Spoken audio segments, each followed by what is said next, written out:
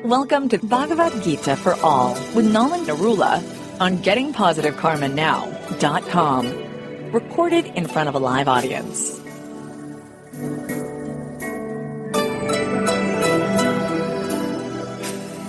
Om Namo Bhagavate Vasudevaya. Om Namo Bhagavate Vasudevaya. Om Namo Bhagavate Vasudevaya.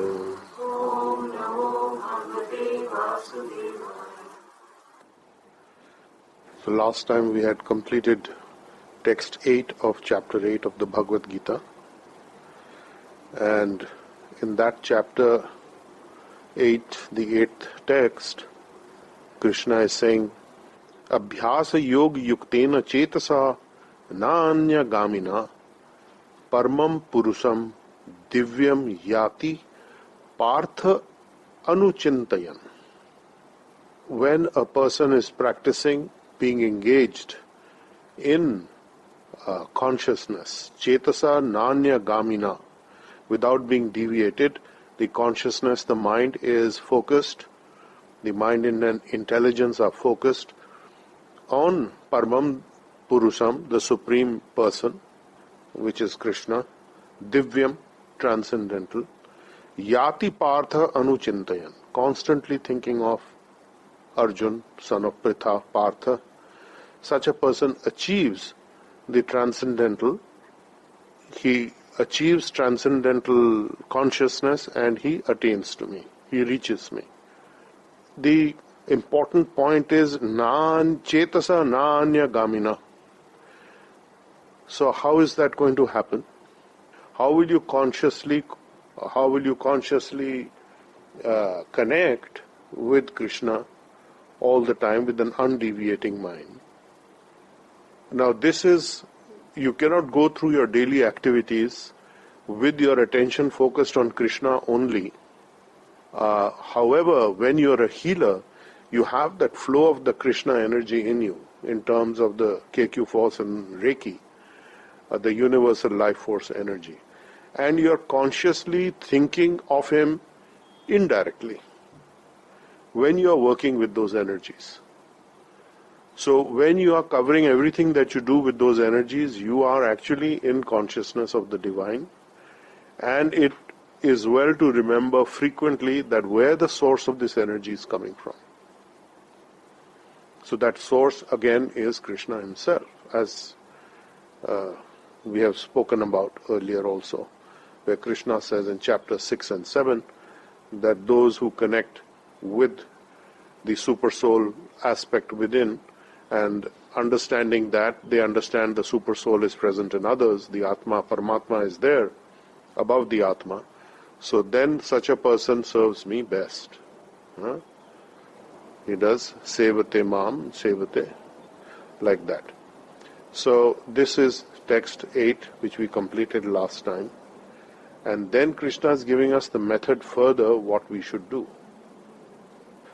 Kavim Puranam Anusasitaram Ano Aniyam Sam Anusmaret Ya Sarvasya Dhataram Achintya Rupam Aditya Varnam Tamasa Parastat.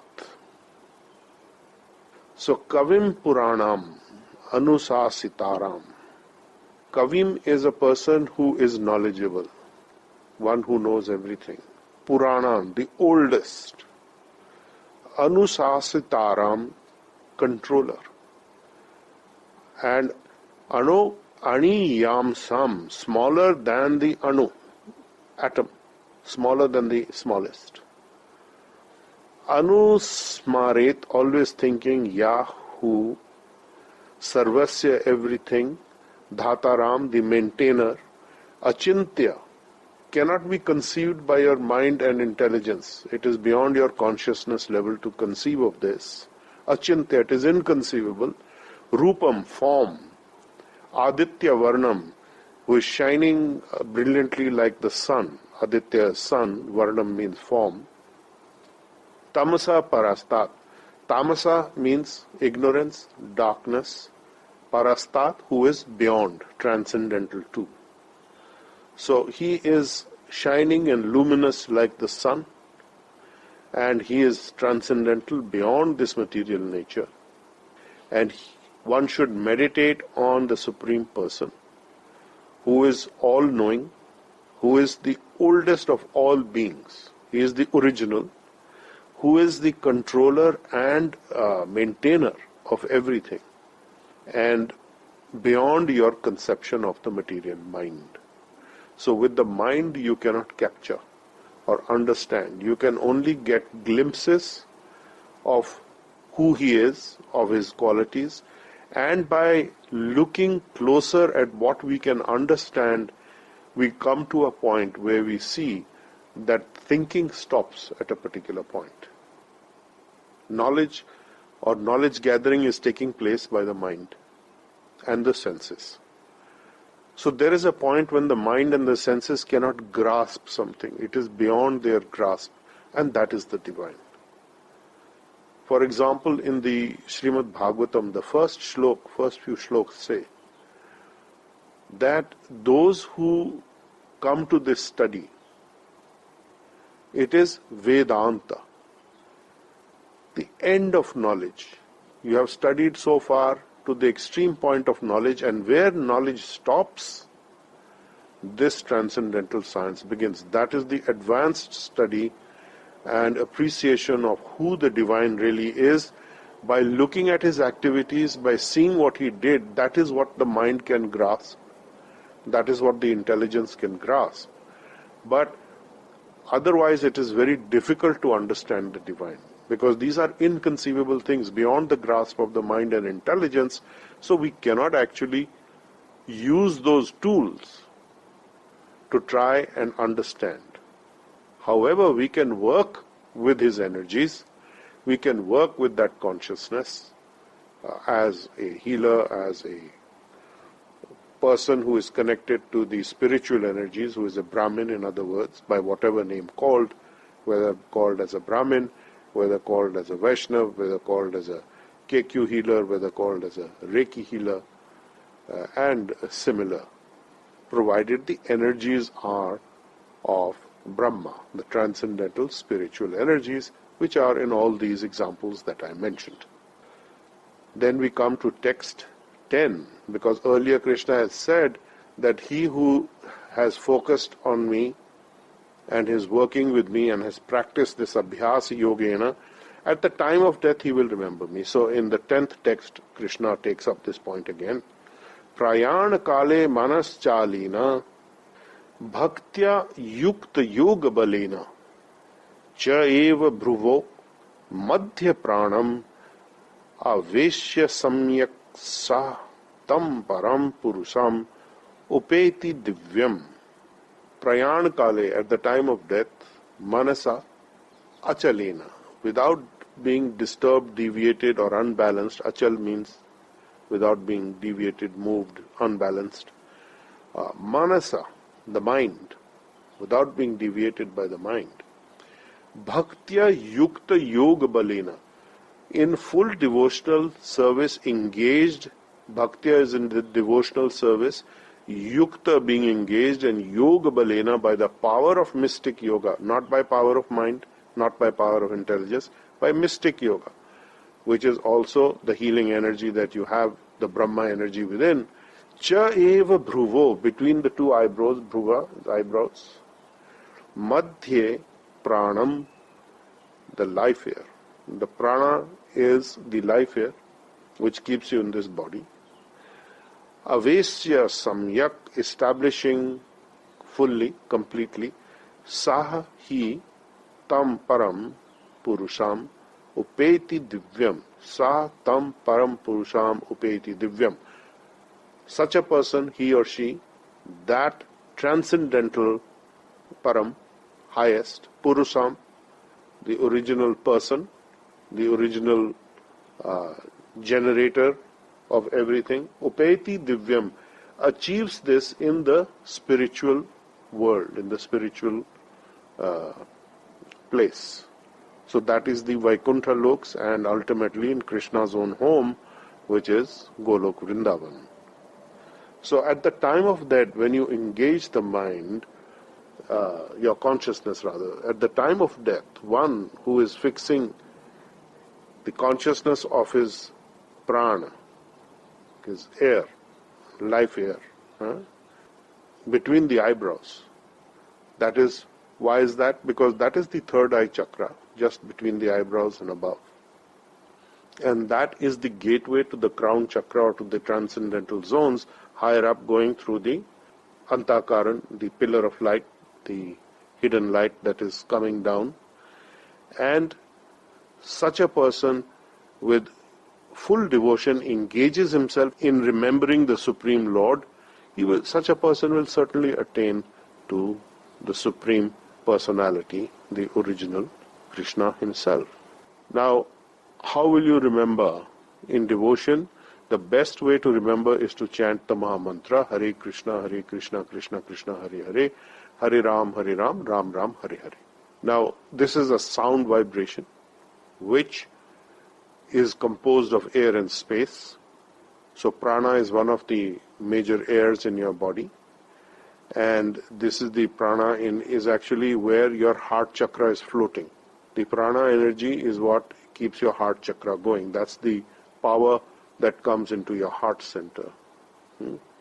The apan vayu is what is downward moving, keeping you in this body, and prana is trying to go up. So this is then raised to your third eye chakra, and you remember Krishna whichever way you can. So the simplest and fastest way is to practice chanting the Maha Mantra, which is a sound vibration, which according to Chaitanya Mahaprabhu does cleanse the mirror of your consciousness.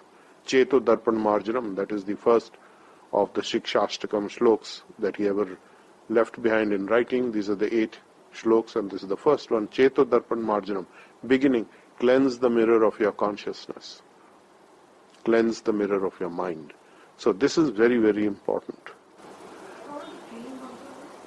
We'll come to that. Kleem is separate.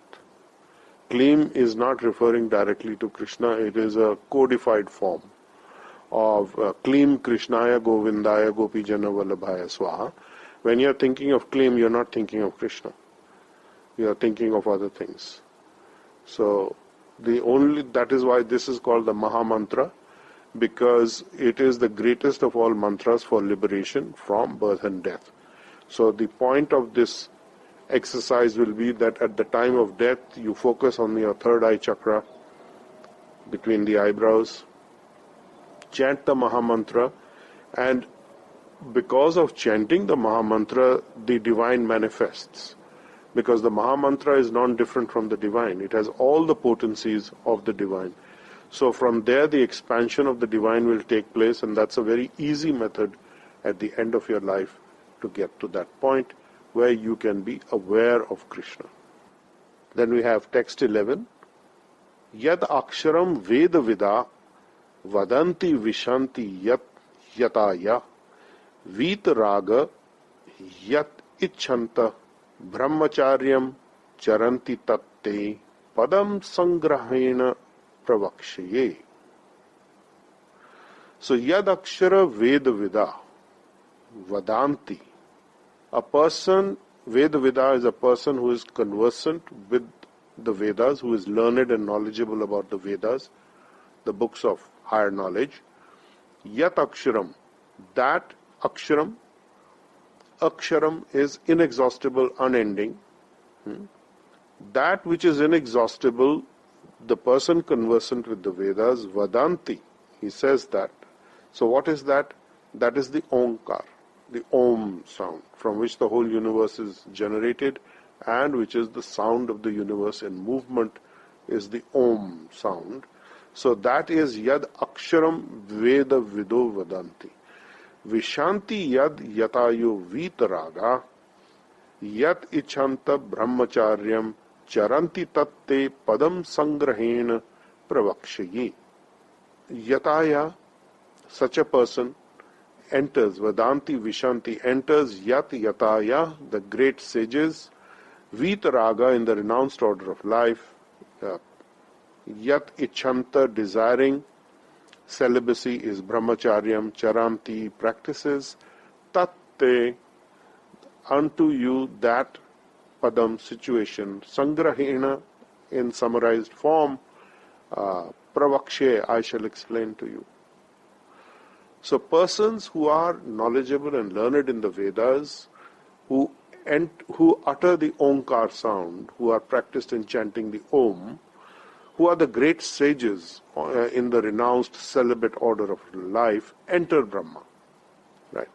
Desiring such perfection, such a one is practicing brahmacharya or celibacy, and I shall now explain to you this process by which one may attain salvation.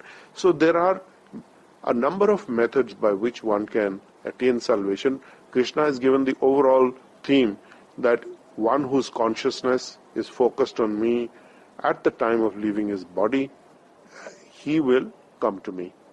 So now he is giving the range of what is possible by those who are wishing to practice certain things. So the first thing is that people who are chanting the Om,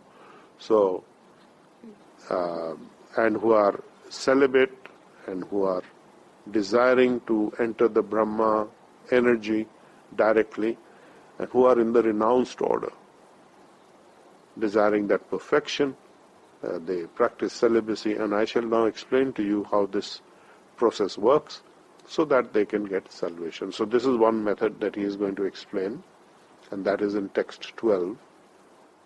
Sarvadvarani samyamya mana hridi niruddhya cha murdhni adhyay atmana pranam asthita yoga dharanam. Sarvadvarani, all the doors of the body, they are the bodies of the 9 gates, the 2 eyes, the nostrils, the ears, the genitals, the rectum, and the mouth, like that. So these are 9 gates of your body. So Sarvadvarani, all the doorways of the body. Samyamya, controlling. Mana, mind. Hridi, the heart. Niruddhya, confined to. Murdhini, the head. Adhaya, fixed. Atmana, the soul. Pranam, the life air. Asthita, situated. Yoga dharanam, situated in the yogic positioning.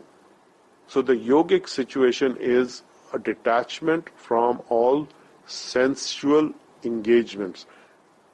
The senses naturally run towards the objects of the senses. The eyes see a form, the ears hear something, the mouth tastes something, and the genitals are wanting to engage in some procreative activity and so on and so forth. The rectum is engaged in eliminating the waste materials from the body and the urethra and so on. So if one is detached from all these sensory engagements and closes all the doors of the senses by fixing the mind on the heart and the life air and paying attention to the top of the head, bringing his attention there, then he is establishing himself in yoga. Of course, the shortcut is you do your healing and chant Hare Krishna and think of Krishna.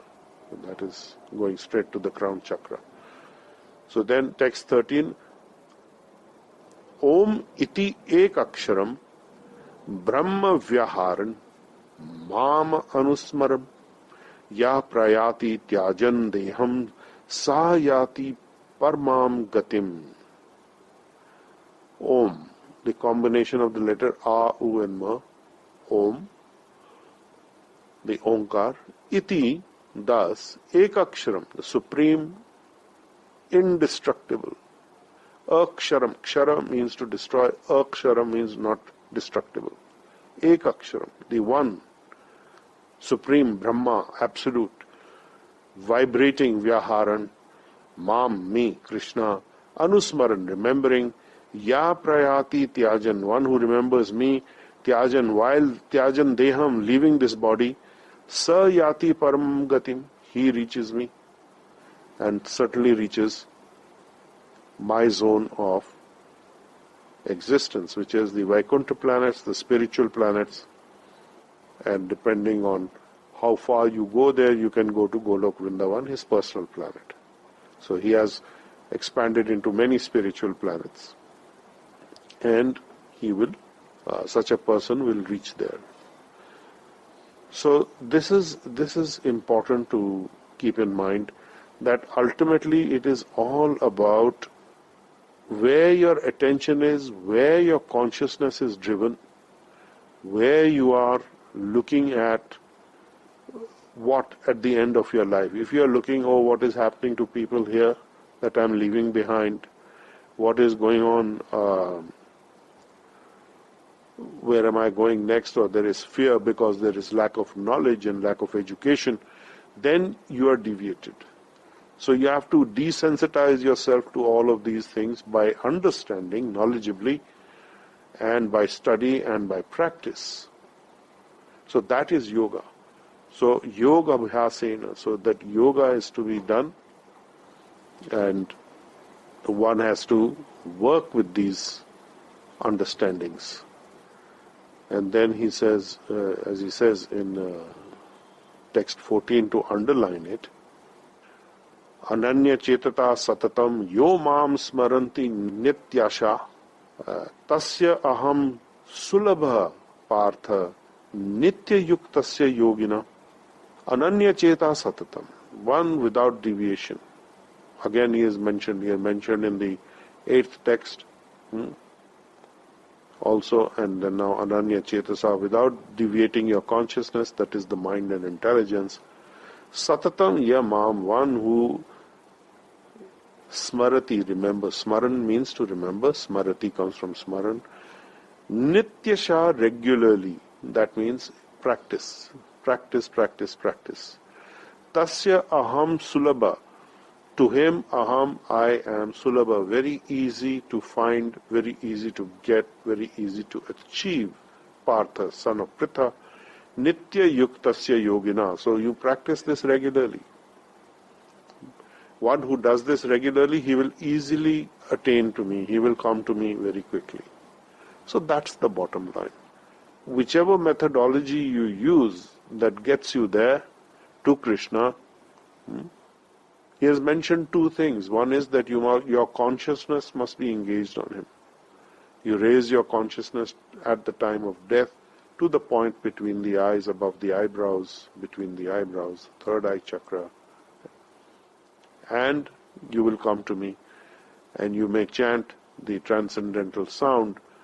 And he has also mentioned those who are great sages, who are celibate, who are renunciants. They achieve this by chanting Om and various related mantras. In our case, for us, the easiest thing to do is to chant the Hare Krishna Maha Mantra, because it does not require us to be great sages. It does not even ask for us to follow any regulative principles to begin with. Gradually, as we purify through the chanting of the sound, we will come to that point of withdrawing from the sensory objects of the senses in time. So that's not a problem. And the final test, as he mentions, is at the time of leaving your body. So at the time of leaving your body, if you are thinking of Krishna anyhow, somehow, whichever way, you are free and clear. That's the understanding. Constant engagement in devotional service to Krishna is very, very important. And why is that? That is because Krishna has earlier said, people who are wanting to get rid of old age and death approach me, who don't want to get old, who don't want to die, and of course disease and rebirth is always there. Those who want to escape from this, they approach me. So then he says in text 15 of chapter 8, Mam upetya puna janma dukha alayam asaswatam na apnuvanti mahatmana sansiddhim paramam gata. Mam upetya punarjanma dukhalayam asaswatam.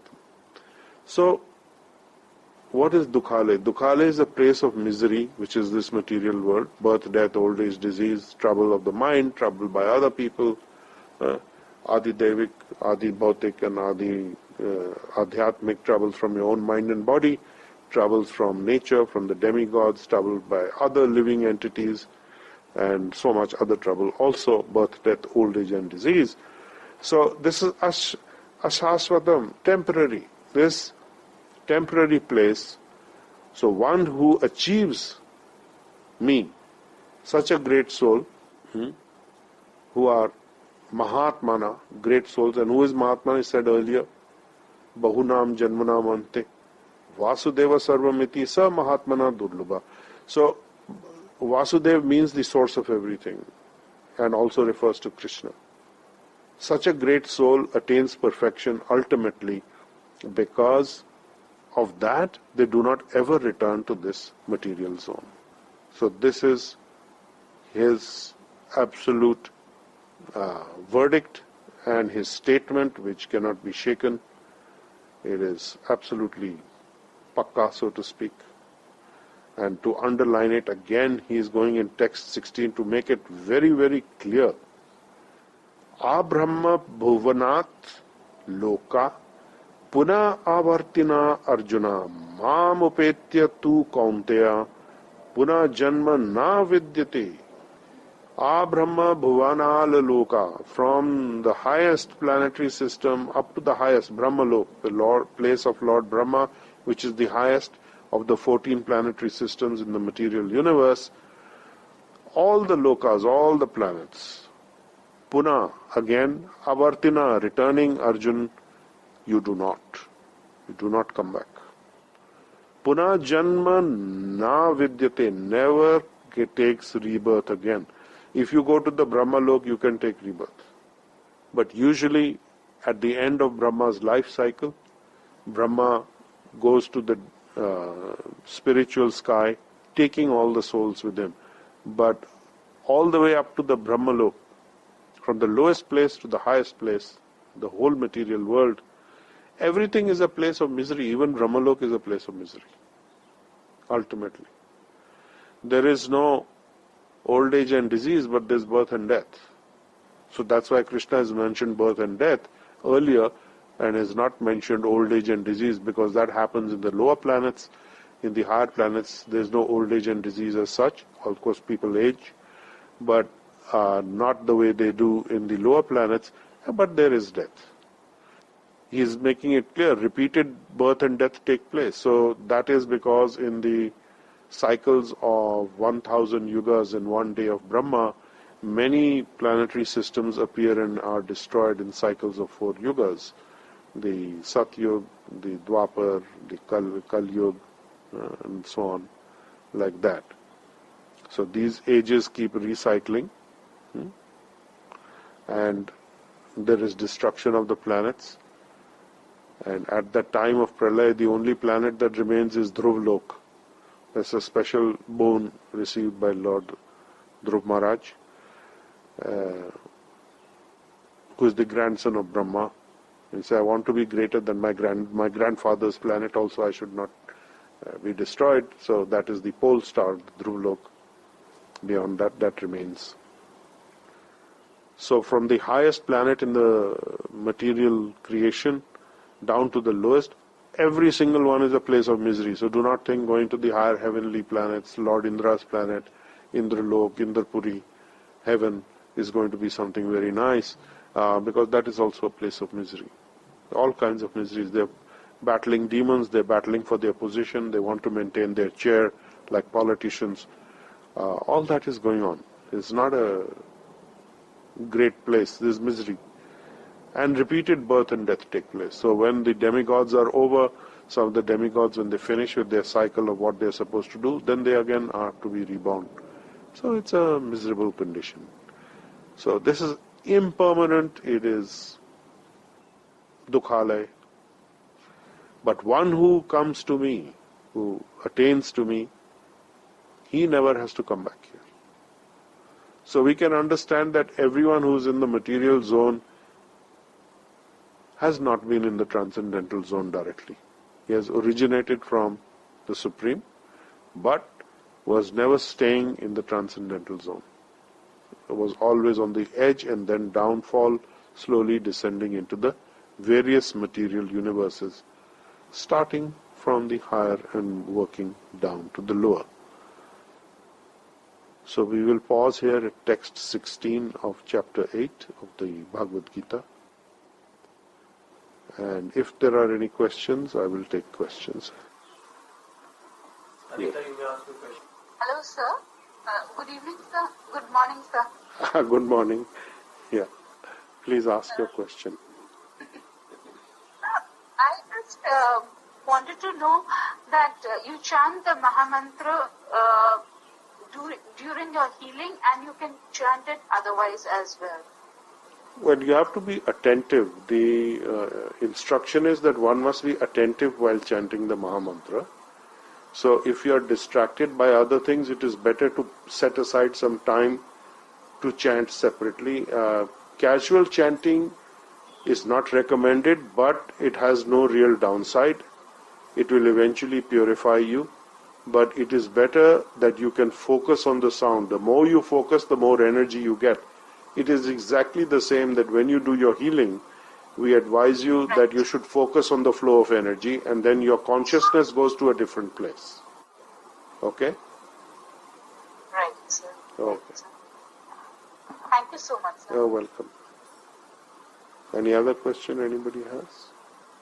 Yes, go ahead. So where was the soul in which planetary system or which mode before we came down here that we got so attracted that we had to come down here? Yeah, it is said that the soul appears in the borderline between the spiritual and the material worlds.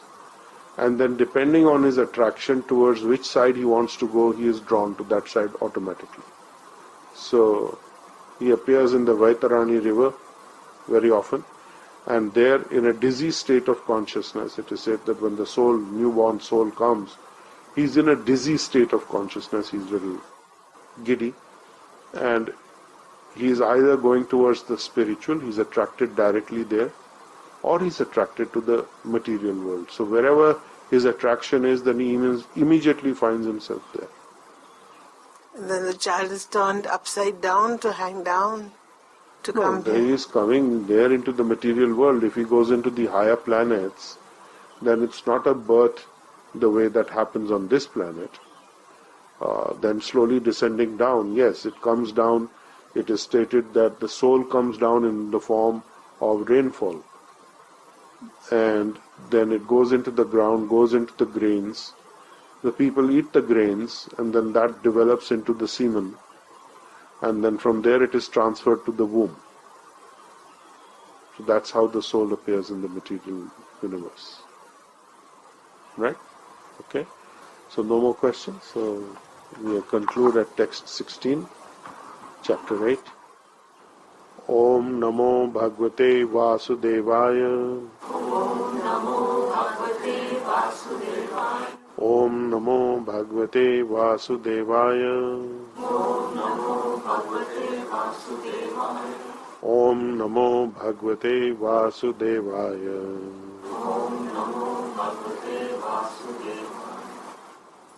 Okay, thank you. We can log off now from the internet. You've been listening to Bhagavad Gita for All, a lecture series by Nalan Narula. Explore our website, gettingpositivekarmanow.com, for more on how to change your karma and destiny.